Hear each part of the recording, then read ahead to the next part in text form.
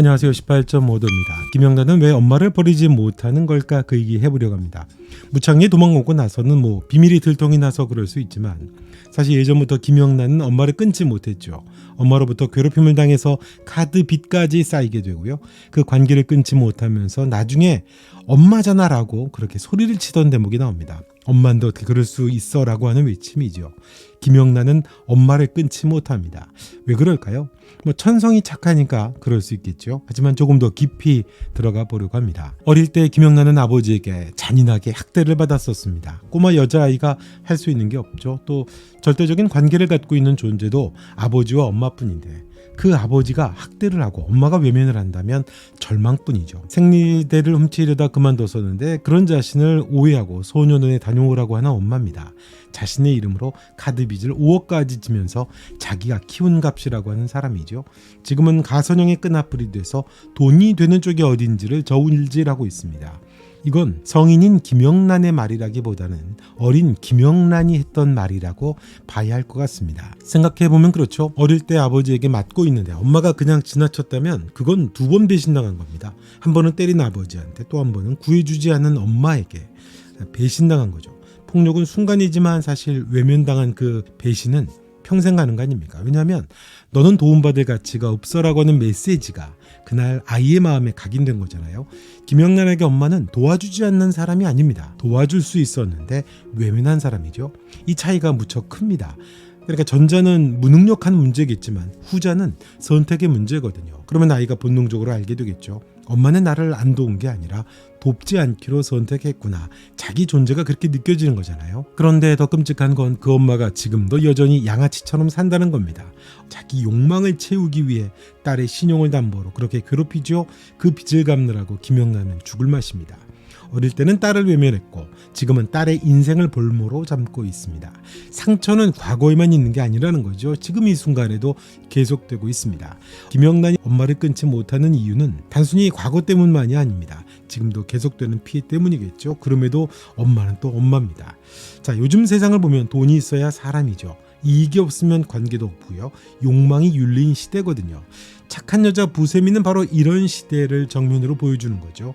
그래서 이 드라마의 인물들은 크게 2 부류로 나뉘게 됩니다. 2 부류로 나뉘다 보면 왜 김영란이 엄마를 버리지를 못했던 건가? 엄마가 워낙 지독하고 집요해서 그런 거일 수도 있겠지만요. 자, 첫 번째는 관계를 버리고 욕망을 택하고 따르는 사람들이 한 부류입니다. 가선영 일가가 그렇죠. 가선영의 어머니가 그랬고 동생 가선우도 마찬가지입니다. 가회장 집의 가정부와 운전수 역시도 마찬가지죠. 가선영의 엄마는 자기의 욕망을 위해서 남편을 정신병원에서 죽이기까지 하는데 그걸 자식들에게 보여주면서 교육까지 합니다. 가선영은 더 극단적이죠. 양아버지를 심지어 또 동생까지도 죽이려고 하고요. 장기 매매도 서슴지 않았던 걸로 보입니다. 가족은 인간적인 연결이 아니라 욕망을 위한 도구일 뿐이죠. 사랑도 혈육도 이용 가치가 없으면 버리는 존재들입니다. 운전기사와 가정부는 그 밑에서 기생하는 또 다른 종류의 인간들이죠. 돈 앞에서 한없이 비굴해지고 도달할 수 없는 욕망을 흉내내고 싶어하고 인간으로서의 존엄이나 의리 같은 게 없습니다. 주인을 위해 거짓말하고 증거를 인멸하고 심지어 가선형이 시키는 간접 살인까지도 방조하죠. 그러니까 이런 부류의 사람들은 욕망의 윤리에 사로잡힌 사람들이죠. 자신의 이익만이 감정을 대신하는 세계입니다. 이런 세계관에서는 인간관계가 투자의 대상이 될 뿐이죠. 이 관계에서 내가 얻을 게 뭐지?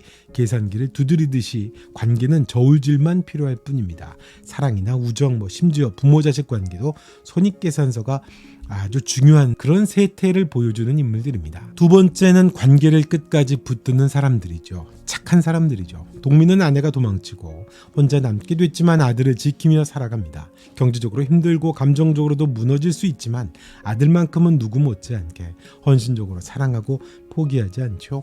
혜진은 부모에게 버림받았지만 여전히 사람을 믿고 그리워하고 누군가를 향한 따뜻한 시선을 잃지 않습니다. 심지어는 김영란이 위기에 처할 때는 자신의 목숨도 던지는 부류입니다. 상처받았지만 관계를 포기하지 않습니다. 인간다움을 유지하기 위한 생존의 방식이죠. 관계를 버리거나 포기하는 순간 나도 인간이기를 포기하는 것을 본능적으로 하는 거죠. 그럼 김영란은 왜 엄마 소용을 끊지 못할까? 상처가 김영란을 증명하기 때문입니다. 그녀는 엄마가 아니라 자기 상처와의 관계를 맺고 있기 때문이에요. 자기 상처와 연결된 사람이기 때문이죠.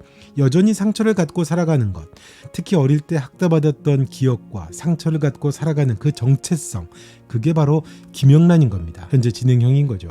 부정할 수 없는 자기 자신이기도 합니다. 그 상처와 연결된 가장 중요한 사람이 바로 엄마라는 겁니다. 깊은 상처를 받으면 시간은 흘러도 감정은 그 자리에 멈춰버리죠. 마치 시계가 고장이 나서 특정 시간에 멈춘 것처럼 말이죠. 몸은 성인이 돼도 마음 한구석은 여전히 그날의 아이, 상처로 남아있는 겁니다. 정서가 그대로 머물러 있는 상태, 그걸 우리는 정서적 고착이라고 하는 말을 쓰는 경우가 되는 거죠. 김영란은 엄마를 미워하지만 그 미움 속에서 여전히 자신의 존재를 확인하는 걸로 보입니다. 어릴 때 받은 상처는 사람에게 일종의 정체성이 되거든요.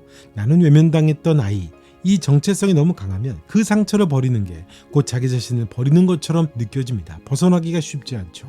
상처가 곧 나니까요. 우리는 관계 속에서 자신을 정의하게 됩니다. 나는 누구의 딸, 누구의 친구, 나는 이런 사람. 이게 정체성이잖아요.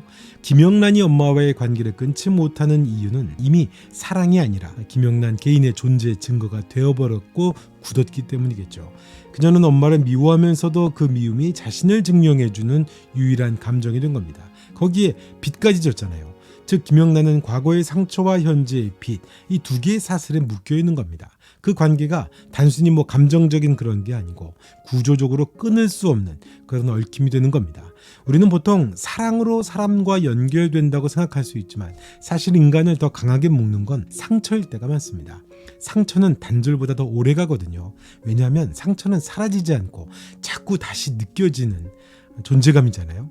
김영란은 그걸 몸으로 보여주고 있는 겁니다.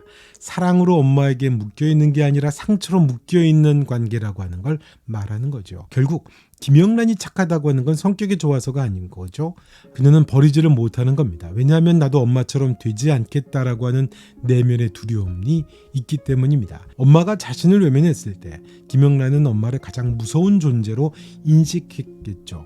나도 저렇게 되면 안 돼. 나도 누군가를 외면하는 사람이 되면 나는 끝이야. 상처를 주게 되고 아픔이 있게 될 경우에는 방법이 두 가지잖아요. 가선형처럼 닮아가든지 아니면 반대로 절대 그 사람처럼 되지 않겠다라고 하는데 그 두려움이 그녀를 붙들어 두는 겁니다. 그래서 끊지 못하고 견디고 남아있는 거죠. 이게 이 드라마가 말하는 진짜 착하다라고 하는 의미죠. 관계가 폐허된 것 속에서도 사람의 체온을 남겨두는 힘, 욕망이 관계를 집어삼키는 그런 세상에서 여전히 사람을 붙드는 용기를 가진 사람이 바로 착한 사람이다라고 이 드라마가 정의하고 있는 겁니다. 동민과 혜지도 그래서 마찬가지인 거예요. 동민은 배신당했지만 아들을 향한 사랑을 포기하지 않습니다. 혜지는 버림받았지만 사람에 대한 그리움이나 믿음을 잃지 않습니다. 심지어는 김영란이 결정적인 위기 때 자기 목숨까지 던지기도 하고요. 둘은 상처투성이지만 여전히 사람의 체온을 품고 있습니다. 따뜻하고 착한 사람의 본성이죠. 반대로 가선영과 동생, 엄마와 집사들은 원하는 걸 얻죠. 방해물은 제거하고 누구도 자신을 막지 못합니다. 하지만 관계 대신 권력, 사랑 대신 소유를 선택했거든요. 그래서 관계가 인간을 인간답게 만든다라고 하는 것, 사람은 착해야 된다는 얘기를 그렇게 하는 거죠. 김영란이 엄마를 끊지 못하는 이유는 그런 겁니다. 첫째는 도덕적인 이유가 아니라 심리적인 이유입니다. 그녀에게 엄마는 여전히 나를 외면했던 그날의 존재입니다. 그 상처는 단순한 기억이 아니라 자기 존재의 일부로 굳어버린 거거든요. 그래서 그 상처를 완전히 없애면 나는 누구였는가? 그 질문이 함께 사라지게 되는 겁니다. 그녀의 상처는 그러니까 김영란 존재의 증거와도 같은 거죠. 정서적으로 고착이 돼버렸거든요. 이게 김영란이 엄마를 부정하지 못하는 첫 번째 이유고요. 하지만 김영란이 계속 그 관계 안에 남아있는 이유를 상처로만 설명하게 되면 반쪽짜리가 되겠죠. 그녀 안에는 분명한 사람다움, 사람이 갖고 있는 착한 모습, 그런 거 말이죠. 똑같은 인간이 되지 않는다는 상처의 반복을 막으려는 거죠. 엄마처럼 돈과 욕망으로 관계를 끊는 사람이 되지 않는다는 거죠. 그러니까 상처는 그녀를 과거에 묶어두지만 착함은 그 과거를 다시 반복하지 않으려는 사람다운 본능인 거죠. 둘 다 고통에서 나오지만 방향은 다르죠. 이 두 감정이 한 몸처럼 얽혀있기 때문으로 보입니다. 상처는 그 관계를 지우지 못하게 만들고 김영란의 인간다움 착하다고 하는 그건 그 관계를 포기하지 않게 만드는 겁니다. 상처는 나를 묶는 감정이고 착함은 나를 인간으로 남게 하는 감정이라는 겁니다. 엄마가 자기에게 그랬던 것처럼 자기도 누군가를 냉정하게 버리면 그 순간 자신이 엄마랑 똑같은 사람이 되는 것 같거든요. 미련이 아니라 사람다움이 있기 때문입니다. 상처 때문에 끊지 못하고 착함 때문에 버리지 못하는 사람이라는 겁니다. 그게 이 드라마가 말하는 착한 여자의 복합적인 얼굴입니다. 결국 상처는 그 사람을 지울 수 없게 만들고 착함은 그 사람을 포기할 수 없게 만든다는 겁니다. 이번 영상은 여기까지 하겠습니다. 영상 보시고 좋으셨다면 좋아요, 구독, 또 여러분의 생각도 댓글로 남겨주시면 고맙겠습니다. 또 알림 설정도 부탁드리겠습니다. 착한 여자 부세미 18.5도 함께 하시죠. 고맙습니다.